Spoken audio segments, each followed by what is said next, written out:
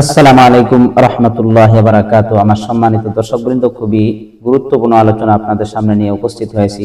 আল্লাহ পাক যদি আমাকে তৌফিক দান করেন, ইনশাআল্লাহ গুছিয়ে বলার চেষ্টা করব।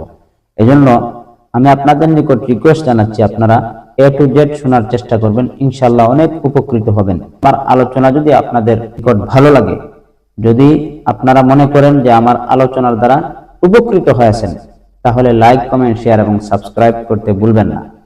সুপ্রিয় দর্শকবৃন্দ, আমার আলোচনার বিষয় হলো ইস্তেমতা বিল ইয়াদ, অর্থাৎ যারা বিবাহের কাজ হাতে সম্পাদন করে। আমাদের সমাজে এক ধরনের গৃহীত মানুষ আছে যারা বিবাহের কাজকে হাতে সম্পাদন করে। বিবাহিত পুরুষ, বিবাহিতা মহিলা, অথবা অবিবাহিত পুরুষ, অবিবাহিতা মহিলা, যে কোনো পর্যায়ের মানুষই এই কাজটি করতে পারে যদি শয়তান তাকে ধোঁকায় ফেলে দেয়। যদি শয়তানের প্ররোচনায় পড়ে যায়, নফসের ধোঁকায় পড়ে যায়, তাহলে এহেন গর্হিত কাজ করতে কেউই দ্বিধাবোধ করে না। মানুষের পিছনে শয়তান লাগানো আছে। আমাদের প্রিয় নবী সাল্লাল্লাহু আলাইহি সাল্লাম বলেছেন, প্রত্যেক মানুষের সাথে শয়তান আছে। তখন আমাদের প্রিয় নবী সাল্লাল্লাহু আলাইহি সাল্লামকে ফেরত প্রশ্ন করা হয়েছিল, হুজুর আপনার সাথেও কি শয়তান আছে? তখন আমাদের প্রিয় নবী সাল্লাম বলেছিলেন, হ্যাঁ, আমার সাথেও শয়তান আছে, তবে আমার শয়তানকে আল্লাহ পাক আমাকে ধোঁকা দেওয়া থেকে হেফাজত করে নিয়েছেন, অর্থাৎ শয়তান আমাকে ধোঁকা দিতে পারে না। সুপ্রিয় দর্শকবৃন্দ, তাহলে শয়তান যেহেতু আমাদের প্রত্যেকেরই সাথে আছে, তাই শয়তানের ধোঁকায় পড়ে অনেক মানুষ এহেন গর্হিত কাজটি করতেই পারে সাধারণত, বিশেষ করে যুবক যুবতীরা যারা আছে। তাই এই যে গর্হিত কাজ ইস্তেমতা বিল ইয়াদ, হস্তমৈথুন যাকে বলা হয় বাংলা ভাষায়, এই হস্তমৈথুন করা ইসলামের দৃষ্টিতে সম্পূর্ণভাবে নাজাইজ, হারাম। এই কাজ থেকে আমরা আমাদের সমাজকে কিভাবে রক্ষা করতে পারব? এই কাজ থেকে বিশেষ করে মুসলমান সমাজ কিভাবে রক্ষা পাবে? যদি প্রত্যেকটা মুসলমানের ভিতরে আল্লাহ পাকের পরিপূর্ণ ভয়ভীতি থাকে, তাহলে অবশ্যই এই কাজ থেকে বিরত থাকা সম্ভব, অন্যথায় কখনো সম্ভব নয়।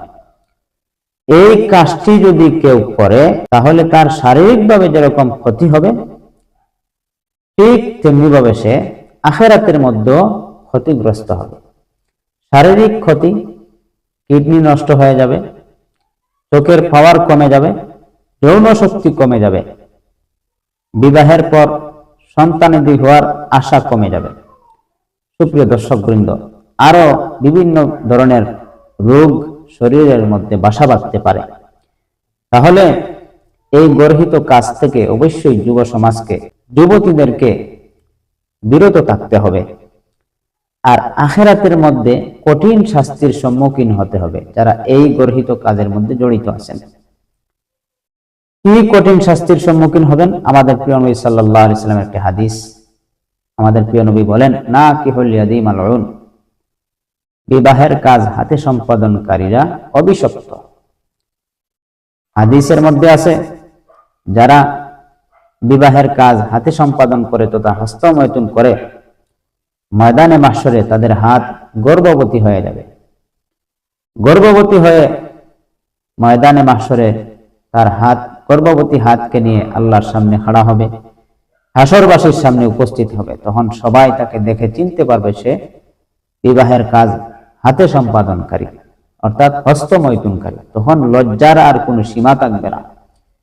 তাই আমরা মুসলমান সমাজ, বিশেষ করে যারা আমরা ইমানদার আছি, এই গর্হিত কাজ থেকে অবশ্যই আমাদেরকে বিরত থাকতে হবে। আমরা কিভাবে বিরত থাকবো? আরেকটি হাদিস আমাদের প্রিয় নবী সাল্লাল্লাহু আলাইহি সাল্লাম থেকে বর্ণিত।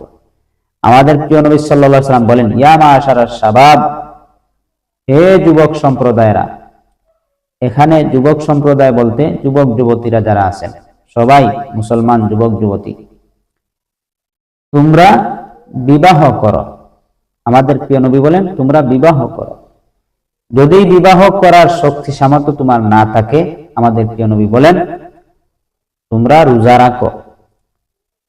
তাহলে তোমাদের যৌন শক্তিটা দমিয়ে থাকবে, তোমাদের যৌন ক্ষমতাটা একটু ধাবানো থাকবে। তাহলে আমাদের প্রিয় নবী সাল্লাল্লাহু আলাইহি ওয়াসাল্লাম প্রায় ১৫০০ বছর আগে আমাদেরকে যৌন ক্ষমতাকে ধাবিয়ে রাখার জন্য ব্যবস্থা দিয়ে গেছেন রোজা রাখা। আর আমরা কি করি? এই যৌন ক্ষমতাকে বা যৌন শক্তিকে দমিয়ে রাখার জন্য, থামিয়ে রাখার জন্য হস্তমৈথুন করি। অর্থাৎ আমাদের সমাজের এক ধরনের মানুষ এই ঘৃণিত কাজের মধ্যে জড়িত। না ভাই, আপনি যদি ইমানদার হয়ে থাকেন, আপনি যদি মুসলমান হয়ে থাকেন, তাহলে ইমানের দাবি অনুযায়ী, ইসলামের দাবি অনুযায়ী আমাদের প্রিয় নবী সাল্লাল্লাহু আলাইহি ওয়াসাল্লামের ফরমানকে আপনি মেনে চলতে হবে। আপনার যদি যৌন ক্ষমতা খুব বেশি থাকে, যৌন শক্তি খুব বেশি থাকে, তাহলে আপনি মাঝে মধ্যে রোজা রাখতে পারেন। এই রোজা রাখার মাধ্যমে আপনার যৌন ক্ষমতাটা একটু থামবে, একটু দমিয়ে থাকবে। তাই আসুন, আল্লাহ পাক যেন পরিপূর্ণ ইসলাম অনুযায়ী আমাদেরকে চলার তৌফিক দান করেন। আর এই সমস্ত গর্হিত কাজ, হস্তমৈথুনের মতো নিন্দনীয় কাজ থেকে যেন আল্লাহ পাক আমাদেরকে হেফাজত রাখেন। আল্লাহ পাক রাব্বুল আলামিন এই আলোচনার উপর যেন আমাদেরকে আমলের তৌফিক দান করেন।